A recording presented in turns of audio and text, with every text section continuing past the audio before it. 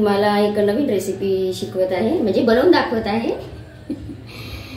तर ही आहे चिवरची भाजी। ही बघा, ही भाजी ना अशी असते, अशी लांब लांब देठ असते। हे बघा, असे लांब देठ असते, असे गुलाबी पिंकिश लालसर कलरचे, आणि याला खूप छोटे छोटे असे हिरव्या कलरचे पानं असते। खूप नाजूक असते ही भाजी, पण उन्हाळ्यात खूप छान असते ही खायला, म्हणजे थंडगार भाजी आहे ही फक्त उन्हाळ्यातच निघते आमच्याकडे, बाकीकडे निघते नाही निघत ते मला माहित नाही, पण आमच्याकडे ही भाजी ना उन्हाळ्यामध्ये जास्त वापरतात। तर आज मी तुम्हाला ही भाजी बनवून दाखवत आहे। तर सगळ्यात पहिले म्हणजे ही भाजी छान निवडून घ्यायची। याला अशी छोटे छोटे वाक पण म्हणजे मुळासारखे असतात, ते काढून घ्यायचे आणि ही भाजी छान निवडून घ्यायची। निवडून झाल्यावर हिला बारीक चिरायची।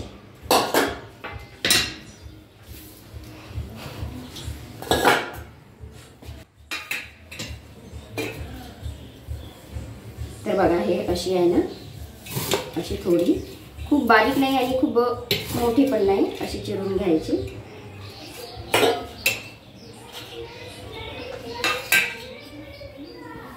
खूप अशी जर लांब लांब ठेवली ना तर ती खायला नाही बरोबर वाटत, म्हणजे ती जास्त लांब लांब तोंडामध्ये येईल। अशी बारीक छान बारीक चिरून घ्यायची। आता भाजी चिरून झाली, तिला छान स्वच्छ धुवायची, कारण या भाजीमध्ये ना खूप काळं काळं पाणी निघते ह्या भाजीचं, म्हणजे या भाजीला ना छान 2-3 पाण्याने स्वच्छ धुवायचे।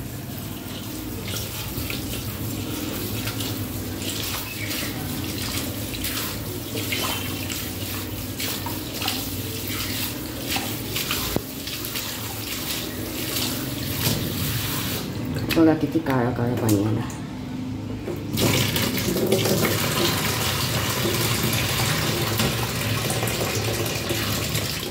दोन 3 पाण्याने धुवायची।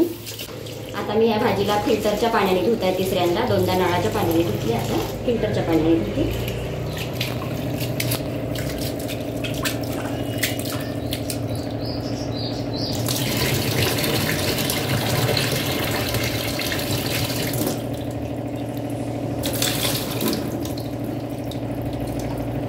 भाजी धुवून झाली, चांगलं पाणी काढून घ्यायचं आणि अगदी साध्या आणि सोप्या पद्धतीने बनवायची आहे, फक्त कांदा आणि मिरच्या टाकून। ह्या भाजीमध्ये दुसरं काही टाकायचं नाही, टमाटर सुद्धा नाही, कारण की ह्या भाजीला नॅचरलीच खूप छान चव आहे।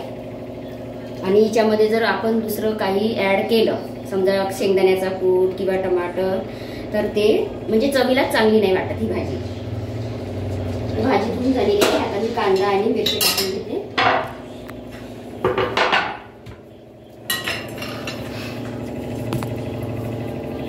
मी 3 मिरचे घेतले, तुम्हाला जेवढं तिखट पाहिजे तेवढं तुम्ही घ्या। आणि ही भाजी ना फक्त हिरव्या मिरच्याची छान वाटते।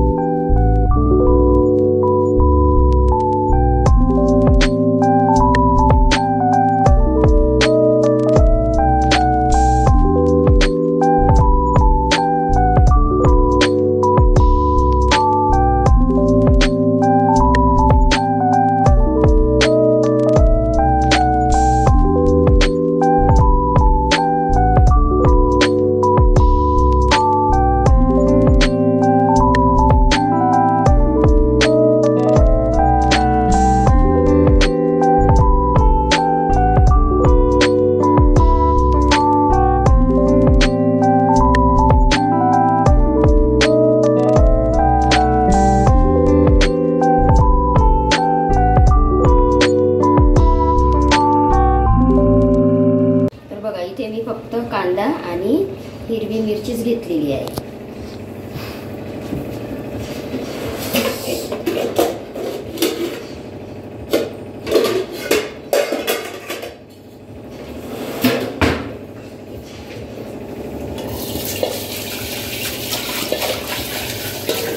तर कॅनमधलं तेल संपल्यामुळे मी इथे तेल काढत आहे आधी।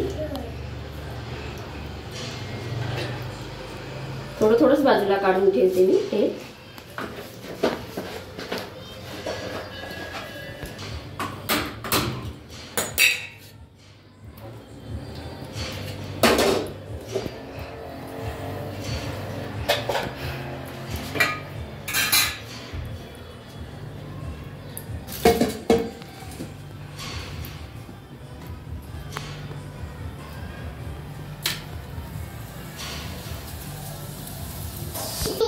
गंज तापल्यावर यामध्ये तेल टाकायचं. मी 3 चम्मच तेल टाकलं. तेल गरम झाल्यानंतर कांदा आणि हिरव्या मिरच्या टाकला तेलामध्ये. छान परतून घ्यायचा. जिरा मोहरी काहीच नाही टाकायचं. जिरं नाही, मोहरी नाही, सांबार नाही, काहीच नाही. राणी मला विचारत आहे याच्यामध्ये जिरा मोहरी टाकायची का. तर मी तिला म्हणते की या भाजीमध्ये काहीच टाकायचं नाही. या भाजीला नॅचरलीच तिची चव असते. आणि ह्या भाजीमध्ये जर आपण दुसरं काही ॲड केलं तर ही भाजी इतकी खराब बनते की फेकून द्यावं लागते.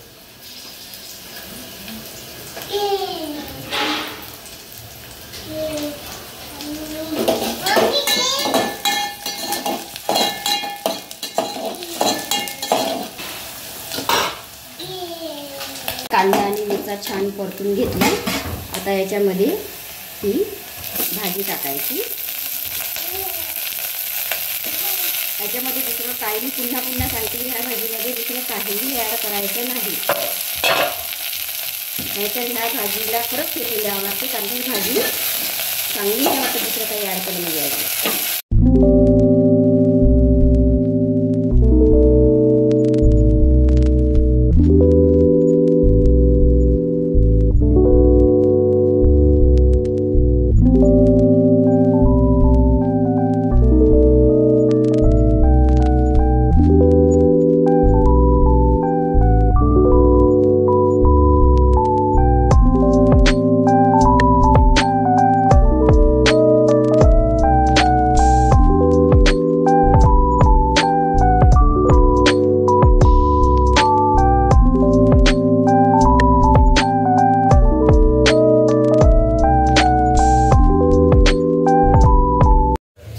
तोपर्यंत मी इकडे कणिक पण मळून ठेवलेली आहे.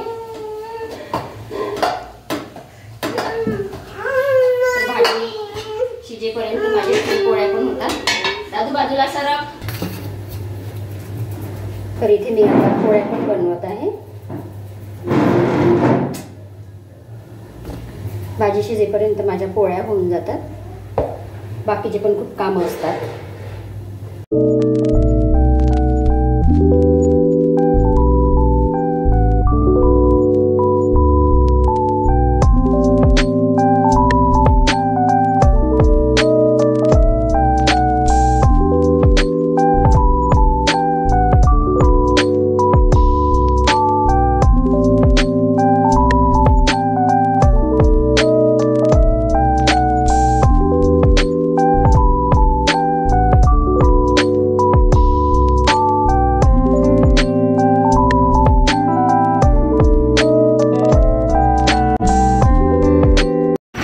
तर चला, झाला माझा स्वयंपाक. इथे भाजी पण तयार झालेली आहे आणि आज बेसन खायची खूप इच्छा झाली, त्याच्यामुळे मी बेसन भात आणि पोळीच बनवलेली आहे.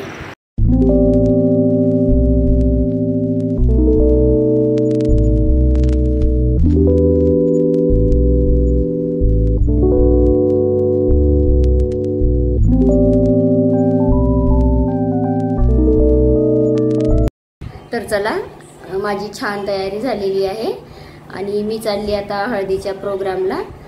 आणि हळदीचा प्रोग्राम म्हटलं की थोडा येलो कलर पाहिजे साडीमध्ये, तर मी छान अशी येलो आणि पिंकिश कलरची साडी घातलेली आहे. आणि राणी पण छान तयार झालेली आहे. राणीचा ड्रेस. आणि नीरू पण तयार झालेला आहे. बघा, तो मोबाईलमध्येच गुंग आहे कार्टून पाहत. तर मी जाऊन येते आता हळदीच्या प्रोग्रामला. तिथे जे काही शूट करता येईल ते करते. तर चला मग.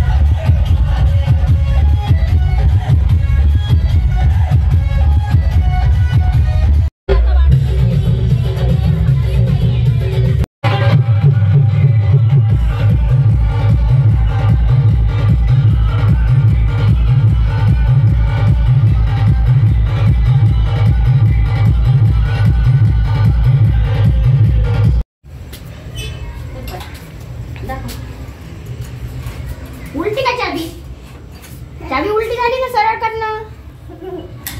नीरू दार खोलत आहे. खोलन का रात्रभर बाहेर राहा लागेल घराच्या.